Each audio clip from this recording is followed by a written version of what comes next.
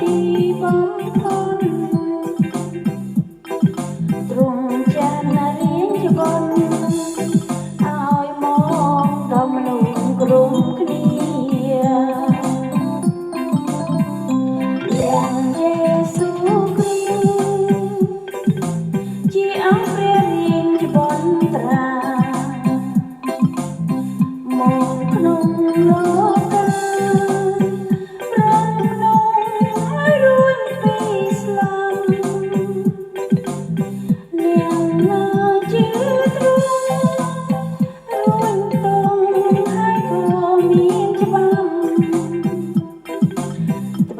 ព្រះទ្រង់រំ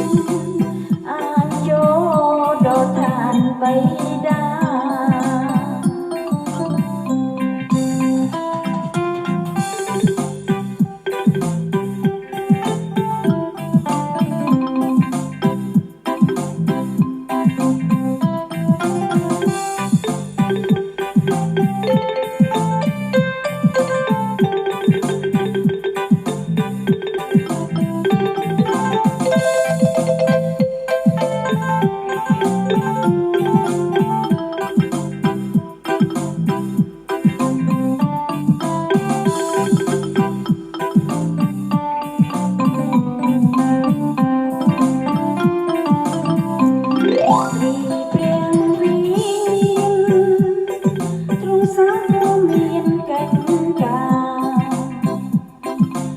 ជួយមនុស្សគ្រប់គ្នាឲ្យស្គាល់ដល់ព្រះរាជបុណ្យបណ្ដេញអារា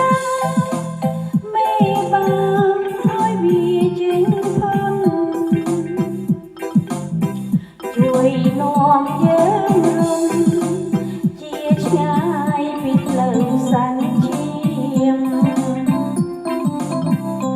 យើងមានចិត្តស្ងប់នៅពេលត្រង់ប្រងយើងព្រាមមិននៅទីទៀមនាំគ្នាដើរតាមត្រង់ទៅទ្រង់យាងនាំមុខឲ្យយើងបានដើរត្រង់ផ្លូវសិនត្រូវ